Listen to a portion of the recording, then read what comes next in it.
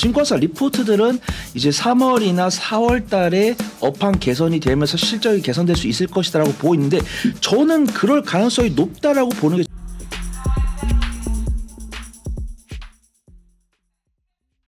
안녕하십니까. 예민수의 경제토크입니다. 오늘은 퍼스트 프라임 리서치 손여로 팀장님 모셨습니다. 어서 오십시오. 안녕하십니까. 에코프로 그룹주 얘기할 건데요. 좀 도발적으로 여쭤보겠습니다. 네, 에코프로 이제 사도 됩니까?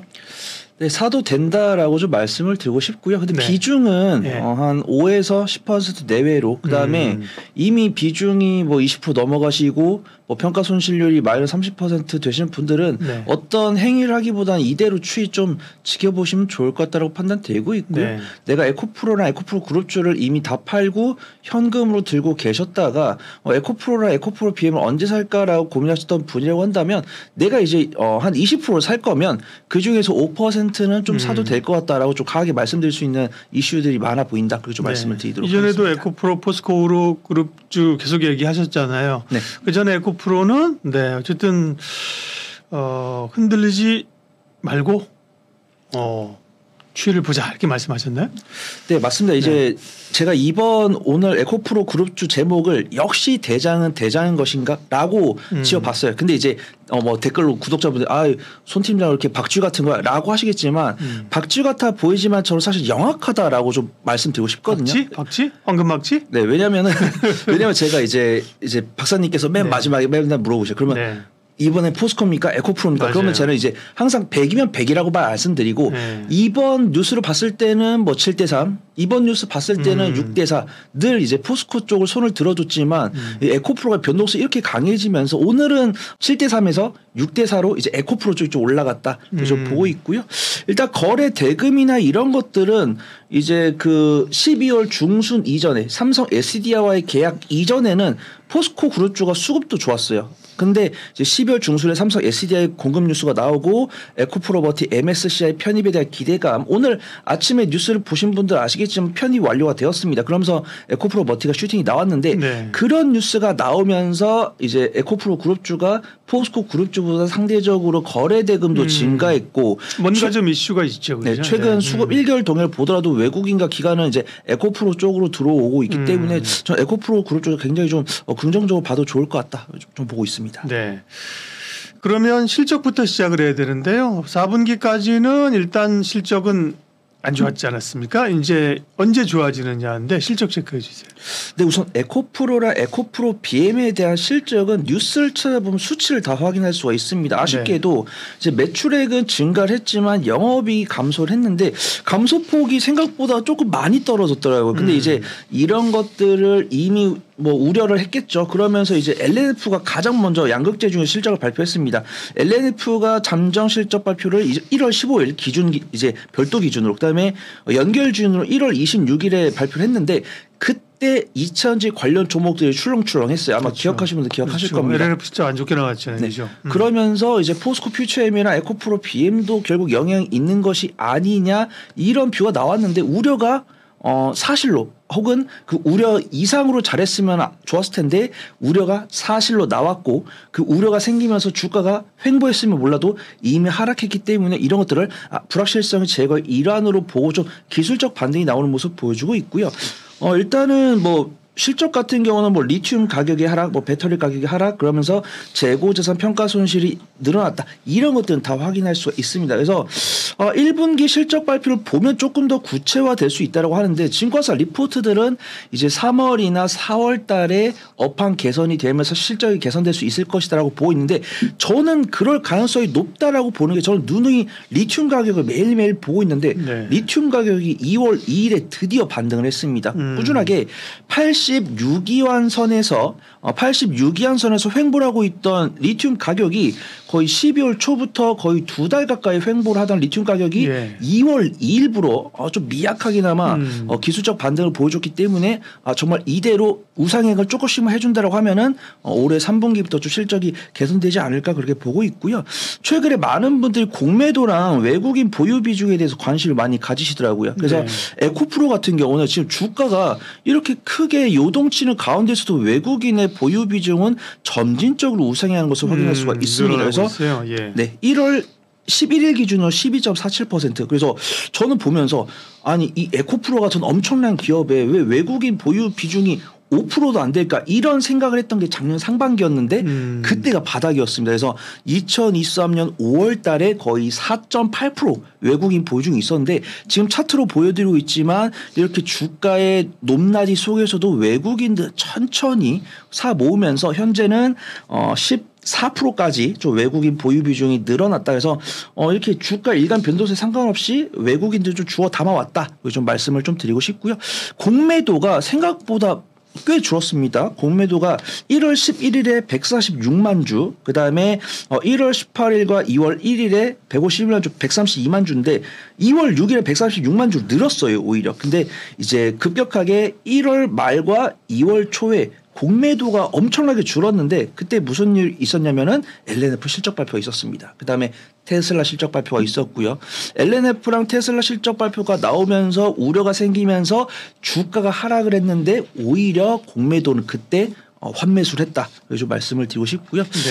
그다음 에코프로 투자 포인트는 아마 아시는 분들 아실 텐데 정말 대단한 것 같습니다. 어떻게 이렇게 주가 부양을 위한 이런 뉴스를 엄청나게 할 수 있는 건지. 그러게요. 그래서 액면 분할 뉴스랑 LFP 양극재 파일럿 뉴스랑 미드니켈 LFP 양극재 연내 개발을 목표로 하겠다고 했는데 이거는 구독자분들께 좀 여쭤보고 싶어요. 이거는 호재로 봐야 되냐. 그래서 이제 에코프로를 엄청나게 좋아해 주신 분들은 정말 에코프로가 이 하이니켈 배터리로 승승장구하기를 바라셨을 건데 저는 이제 하이니켈로도 괜찮지만 이제 경제라는 게 산업이라는 게 항상 영원한 태양은 없다라고 제가 이야기를 자주 하잖아요. 네. 그래서 에코프로가 승승장구하면 좋겠지만 그래도 이제 중국의 저렴한 LFP 배터리를 이길 수 없다고 하면 이 부분도 좀 감안을 해야 되지 않을까 하면서도 전략적, 전술적으로 LFP를 시도하는 게 LNF나 LG 쪽은 LFP를 했고 에코프로가 이제 이 LFP 관련 이야기를 했는데 이거를 에코프로가 백기를 들은 건지 아니면은 에코프로가 이제 좀 이 점유율을 지키기 위해서 사업 다각화를 한 거다 이렇게 긍정적으로 봐주실 건지 구독자 분들께 좀 여쭤보고 싶고 저는 긍정적으로 보고 있습니다. 항상 영원한 태양은 없다라는 마인드를 갖고 있기 때문에 네. 아무리 에코프로라고 하더라도 LFP는 좀 할 수 있다라고 보고 있고 그래도 이제 콩콜에서 뭐 연내 자동차 OEM사와 셀 메이커를 통한 신규 거래소를 확보하면서 중장기적으로 시장 점유율을 확대하고 했다니까 저는 뭐 부정적으로 볼 필요는 없다 이렇게 좀 판단을 하고 있고요.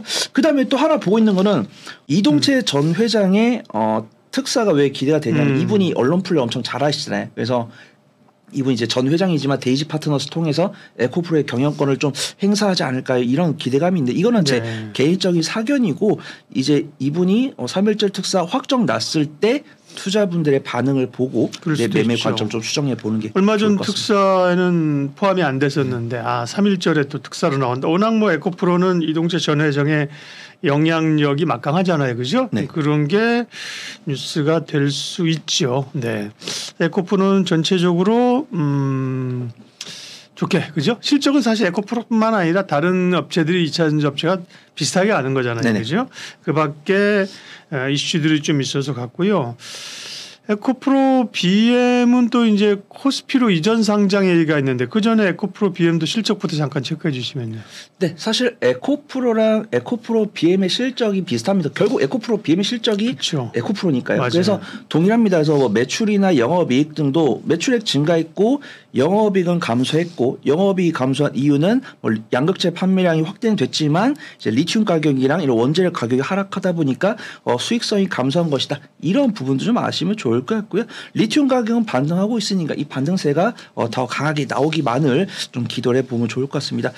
역시 외국인 보유 비중이랑 공매도 추이를 말씀을 드릴 건데 네. 생각보다 에코프로보다 이제 에코프로 BM에 대해서는 이제 매매 관점으로 이제 보면은 아쉽게도 일단 외국인 보유 비중은 주가 움직임에 영향을 받고 있습니다. 그래서 주가 떨어질 때는 외국인 보유 비중이 줄고 있고 주가 오를 때는 외국인 보유 비중이 늘고 있기 때문에 에코프로 BM에 대해서는 외국인들은 철저하게 정말 이 에코프로 BM이 가진 사업에 대한 전망을 보고서 전망이 불투명해질 것 같다라고 하면 실제로 매도를 하면서 주가 하방 압력을 주고 이런 것들 불확실성이 제거되고 나서 정말 이제 불확실성이 제거됐으니까 혹시라도 업황 턴어라운드 될 수 있지 않을까 이런 기대감에 외국인 투자가들이 사고 있는 것 같다. 그리고 좀 말씀드리고요. 외국인 비중은 이게 외국인 보유 비중이 되게 크게 변하는 것 같은데 크게 안 변합니다. 이때가 1월 초에 8월 39%고 그다음에 이때가 8월 9일 8.09% 이때 LNF 실적 발표했을 때 그다음에 현재가 8.68%인데 이 바닥권도 결국 7%예요. 그래서 7%에서 8% 1% 내외로 움직인 거고 아까 에코프로는 외국인 비중이 14.8%인데 네. 그에 비하면 BM은 8%대니까 낮군요. 네. 네. 에코프로는 이제 5%에서 14%까지 올라온 거고 에코프로 BM은 7에서 8 사이를 계속 왔다 갔다 하고 했다. 있고. 네, 그렇게 좀 말씀을 드리도록 하겠습니다. 실적이나 전망 관련해서 증권사는 에코프로 BM은 에코프로는 잘 커버 안 하고요. 에코프로 BM에 대해서는 최근에도 그럼에도 좀 고평가되어 있다. 목표가를 좀 낮추는 분위기였어요. 네, 뭐 증권사 리포트를 제가 강조할 수는 없지만 그래도 에코프로 BM에 대해서 긍정적으로 써주는 증권사가 있고 정말 누누이 부정적으로 쓰는 증권사가 있었는데 조금 아쉽습니다. 하이투자 증권에서도 조금 부담된다. 그래서 하이투자 같은 경우는 그래도 2차 전지에 대해서 좀 긍정적으로 리포트를 써주는 증권사인데 조금 아쉽다라고 하고 있고 뭐 유진투자증권은 뭐 다들 아실 거고 그다음에 NH투자증권도 조금 아쉽다라고 하는데 사실 이 내용은 다 비슷해요. 이미 성장률 둔화, 리튬 가격이 아직 눈에 띄는 반등이 없기 때문에 올해 상반기에까지는 좀 실적이 좀 부진할 것이다. 이런 뷰가 있는데 이미 컨센서스가 낮아지고 있는 상황에서 리튬 가격 반등을 보기 전에 쓰셨나 봐요. 그래서 이 그대로는 없지만 우리 2차전지 시장이 성장할 거고 국내 기업과 해외 기업 간의 합작 법인을 통해서 점유율을 지켜서 실적이 커질 거다. 이렇게 좀 둥글둥글한 긍정적인 뷰는 있더라고요. 하지만 저희 전문가들은 하루하루 리튬 가격이나 2차 전지 관련 종목들에 대한 주가 움직임, 수급 동향을 체크하고 있기 때문에 저는 증권사 리포트들은 굉장히 부정적으로 나왔지만 부정적으로는 볼 필요는 없을 것 같다. 그렇게 좀 보고 있습니다. 그다음에 우리는 소로 간다. 닭은 누가 키우나? 닭이죠. 소로 거래소로 간다니까 그죠. 코스닥은 누가 키우나? 이전에 코스피 쪽으로 간 기업들이 물론 기업들이 명암이 다 오른 건 아니지만 분위기 자체는 그죠. 에코프로 BM도 코스피로 간다는 게 꽤 물밑에서 그렇죠. 계속 작용을 할 가능성이 있어요. 네, 저는 이거를 긍정적으로 말씀을 드리겠지만 이거는 매매 관점으로 긍정적인 거지 밸류에이션에 있어서 긍정적인 건 아닙니다. 밸류야 뭐 F분도 마찬가지죠. 네, 제가 HLB나 LNF 이런 것들을 막 무시한 건 아니지만 리보세라님도 지금 임상 3상 결과 기다리고 있고 LNF 같은 경우도 시가총액 거의 4조 5조에다가 이제 매출도 거의 4조 5조에다가 이제 시가총액도 굉장히 큰 기업인데 저는 이 코스피 이전 상장에 대해서 승인이 된다라고 하면은 이 환매수 되는 게 상당히 크다. 좀 보고 있습니다. 일단은 당연히 이전 되려면 환매수가 들어와야 되는 건 맞지만 환매수가 적극적으로 들어오기 전에 이미 기대감에 상승하는 모습 보여주고 있고요.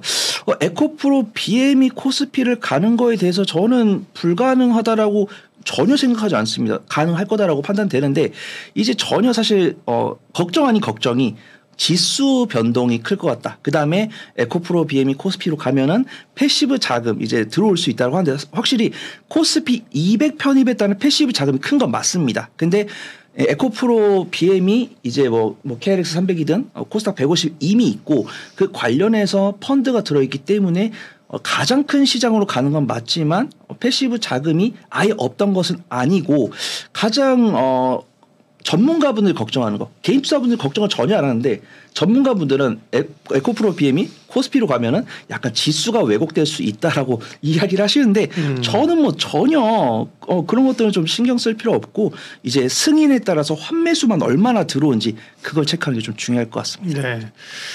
에코프로 머티도 체크하죠. 이제 마침 MSCI 편입 발표가 나서 방송하는 오늘 저희 방송하는 날 20% 넘게 올랐는데, 에코프로 머티는 실적 체크해 주시고 편입 효과가 이제 얼마나 더 갈 수 있을까가 관심이네요. 네, 기술적 분석도 네. 해보도록 하겠습니다. 네. 일단은 실적은 그 에코프로 앞에 말씀드린 종목들보다 많이 나은 모습 보여줬는데 첫 번째로 이제 구독자분들께서 우려하셨던 게 에코프로 머티가 3분기에 이어서 4분기도 적자가 나오지 않을까라는 우려가 있어요. 다행히 4분기 적자는 면했습니다. 당연히 매출액은 증가했고 영업이익은 감소를 했지만 4분기 영업이익은 약 1억 4천만 원을 기록을 하면서 흑자를 전환했고요.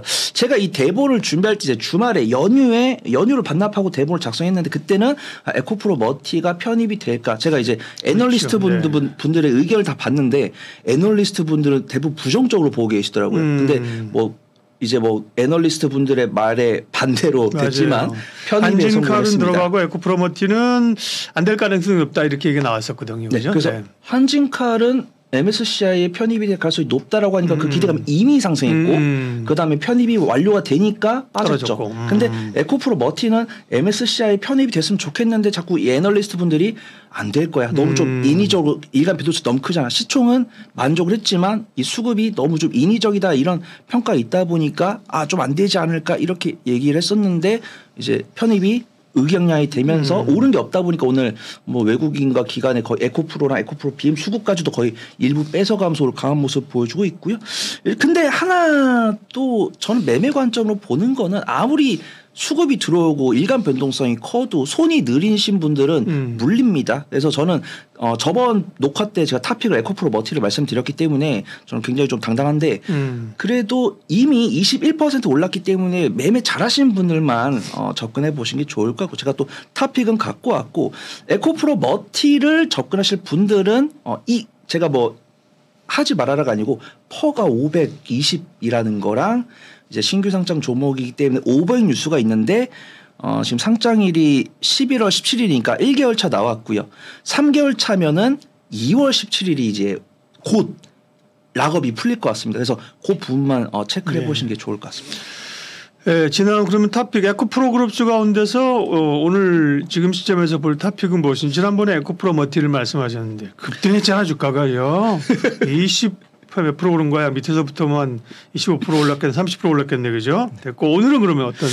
오늘은 이제 좀 에코프로 BM을 봐야 될 것 같습니다. 왜냐하면은 에코프로는 실적 발표하면서 거의 20% 15% 바닥 대비 35% 올라왔고 그 다음에 에코프로 머티는 이제 오늘 이제 재료들이 많이 나왔고 이제 오버락 이제 락업 물량도 풀릴 거기 때문에 매매 관점 지켜보는 게 좋을 것 같고 아직도 에코프로나 에코프로 머티를 접근하지 못하신 분들이라고 한다면 에코프로 BM을 보시는 게 좋을 것 같다고 판단됩니다. 지금도 쌍바닥에서 에코프로랑 에코프로 머티에 비해서는 천천히 올라오고 있고요. 21선에 도착을 한 상황인데 수급동이 나쁘지 않습니다. 외국인과 기관의 순매수가 천천히 들어오고 있어요. 그래서 기대 수익률은 약 한 10에서 15%를 잡는데 이건 전 모르는 거죠. 만약에 에코프로 BM이 이제 코스피 이전 상장에 대한 구체적인 일정도 아직 안 나왔습니다. 그다음에 뭐 3월달, 5월달, 6월달에 진행할 거다.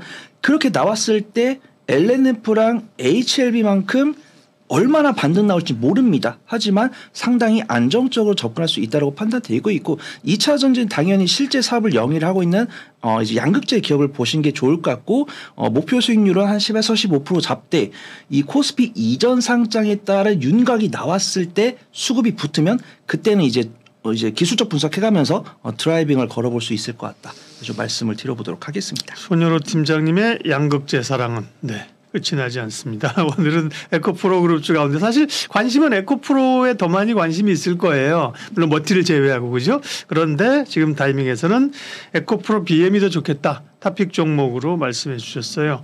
퍼스트 프라임 리서치 손여로 팀장님 함께했습니다. 고맙습니다. 감사합니다. 상담 약속 홈쇼핑 DB로 당당하게 활동할 설계사 및 관리자를 모집합니다. 오늘은 어디로 가지? 오늘은 누구에게 가지? 오라는 것도 갈 곳도 없는 고민. 인포벨 보험사업단이 해결해드립니다. 지인 영업, 연구 영업, 개척 영업, NO! 상담 약속 홈쇼핑 DB로 당당하게 활동할 설계사 및 관리자를 모집합니다. 지금 바로 전화하세요. 상담 약속 홈쇼핑 DB로 당당하게 활동할 설계사 및 관리자를 모집합니다. 오늘은 어디로 가지? 오늘은 누구에게 가지? 오라는 것도 갈 곳도 없는 고민.